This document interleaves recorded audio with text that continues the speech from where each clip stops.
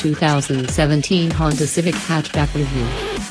It's hard to believe it's been almost 17 years since a hatchback version of the Honda Civic was last sold in North America.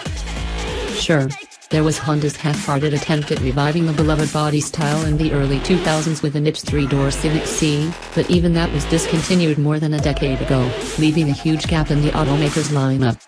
But Honda is ready to make up for lost time with an all-new Civic Hatch aimed at fun and function. Finally a 5-door. In bringing the Civic Hatch back to North American shores, Honda has cranked up the car's practicality with the addition of 2 rear doors. It rides on the same platform as the sedan and coupe model, but measures about 4.5 inches, 114 millimeters, shorter than both, giving the Civic Hatch a sportier stance than its stablemates thanks to wheels that sink closer to the corners. Matching that athletic posture is a new design from the B-pillar back that is almost coupe-like in execution, as well as a slightly revised front fascia that includes a black grille with larger openings, and larger bumper inserts front and back. Despite the abbreviated proportions, the Civic Hatch weighs 2,815 pounds, 1,277 kilograms, in base trim, and 3,003 pounds, 1,362 kilograms. In loaded sport touring guide, as much as 100 pounds, 45 kilograms, more than equivalent sedan models thanks to the added heft of the tailgate. Lift the tailgate, however, and the weight gains are quickly forgiven, with the car boasting what is easily one of the largest cargo holds in its class. With 25.7 cubic foot, 728 liters, of space behind the rear seats, the Civic Hatch offers more cargo carrying ability than hatchback versions of the Mazda 3, 20.2 cubic foot, 572 liters, Chevrolet Cruze, 22.7 cubic foot, 643 liters, and Ford Focus, 23.3 cubic foot, 660 liters.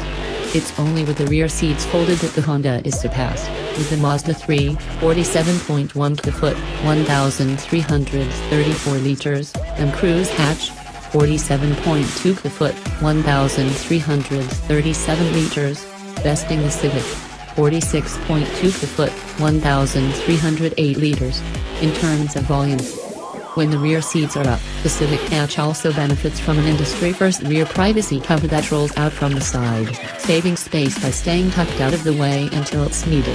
This is one of the neatest interior features of the car, and has the ability to be mounted on the left or right, with no need to remove it when the seats are folded. Turbo time. Unlike the Civic sedan and coupe, which get the choice of naturally aspirated 2.0-liter or turbocharged 1.5-liter engines, the hatchback relies on the latter across its trim range. More importantly, though, a manual gearbox can finally be paired with a forced induction 4-cylinder, a welcome addition to what has quickly proven itself an impressive engine.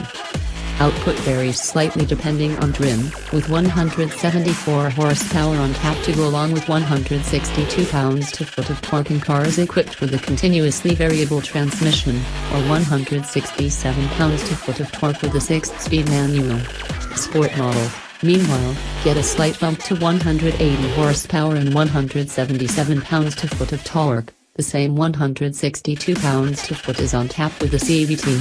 With the first batch of cars only recently making landfall on this side of the Atlantic, only the base LX model was available on our 2-day test. Regardless, the combination of the 1.5-liter with a 6-speed manual was worth the wait, providing a level of fun the turbocharged Civic has been lacking since its launch. The clutch is light and easy to modulate, while the shifter might be lightest on the market, and slots into its skates with little effort. Playing the 2-step takes a little getting used to, with the clutch and throttle a little tricky to balance at first, but once you get the hang of it the setup can be appreciated by novice and veteran manual drivers alike. With the full breadth of the engine's torque coming online at 1,800 revolutions per minute, turbo lag doesn't last long before boost kicks, while all 177 pounds-to-foot sticks around until 5,500 revolutions per minute for your driving pleasure. Winding the engine out above 4,000 revolutions per minute can sound like it's putting strain on the engine, but it certainly doesn't feel that way, with throttle response only dropping off as it approaches the 6,500 revolutions per minute red line. As expected, the Civic's continuously variable transmission displays a moderate amount of the rubber band effect typical when the pedal is pressed hard, but quiets down when cruising.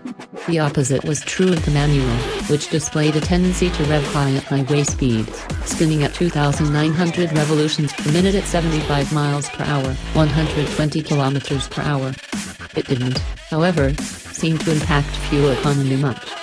With more than 300 miles of driving split evenly between both transmissions, the Civic Hatch managed an impressive 40 miles per gallon, 5.9 liters/100 kilometers, of combined driving with the CVT and 38 miles per gallon, 6.2 liters/100 kilometers, with the manual between the seats, both of which are close to the car's highway fuel economy ratings.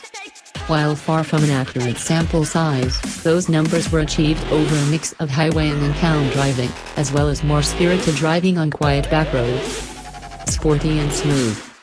Driving the twisting roads of Ontario's cottage country put the Civic Hatchback's hot chassis to the test, and it responded well, behaving more like the coupe than the sedan. The brake-based torque vectoring system, which is featured throughout the Civic lineup, successfully quelled much of the understeer typical of a front-driven car, helping pull the car towards to the inside of the tree-line chicanes and S's. Steering feel is still a little numb, but the variable ratio setup helps tighten it up as the car reaches higher speeds and responds well to input. Despite its playfulness when pushed, the Civic Hatch offers the same upscale cruising ability noted in the Civic sedan. The suspension soaks up uneven pavement with the same cool confidence as the sedan model, providing a ride worthy of a higher price tag. Like the sedan, the Civic Hatch also features an incredibly quiet cabin, with little road noise making its way inside. In short, the Civic Hatch drives a bit like a mashup of the coupe and sedan, feeling sporty enough to have fun while offering the all-important commuter comfort that's key in this segment. Different form, familiar function. The front of the Civic Hatch's cabin looks and feels a lot like the sedan's, and that's because it is a lot like the sedan's. In base LX style, it looks every bit as modern as the rest of the Civic family, though it could benefit from some soft touch materials in place of the hard plastics found on the doors and dash. Likewise, the cloth seats don't feel great to the touch and are supportive but not exactly comfortable. The center stack is well laid out, and leaves everything well within reach of the driver, while a 7-inch touchscreen infotainment system with Apple CarPlay and Android Auto comes into play on X models and above. That system is standard on all Canadian cars. Unfortunately, it still features the touch-sensitive volume slider in place of a more practical volume knob, which can be difficult to use, particularly from the passenger seat. When it comes to safety features, the Civic leads in the segment. Features like cruise control and automatic headlights are standard, while the Honda Sensing suite adds forward collision warning with collision mitigation braking, lane keep assist, road departure warning, and adaptive cruise control. Open the rear doors and the hatch begins to separate itself from its four-door sibling, with a roofline that isn't sloped as steeply as the sedans. The Civic Hatch boasts reasonable rear seat headroom that is actually more comfortable than its 37.4 inches would suggest, and offers enough room to accommodate a couple of adults with ease. By comparison, the Civic sedan offers 36.8 inches of rear headroom, but feels much smaller, forcing taller passengers to slouch. Legroom in the back, meanwhile, comes in at 36 inches, or about 1.5 inches less than the sedan. Price. With a starting price of $19,700, $21,390 in Canada, the Civic Hatch has been positioned at the top of the Civic heap, acting as a halo of sorts for the popular compact. By comparison, an entry-level LX sedan will run you $18,740. The LX is stickered at $19,290 in Canada, while a barebones DX is also offered for $16,390. But the turbocharged engine and added practicality might just be worth the price of admission.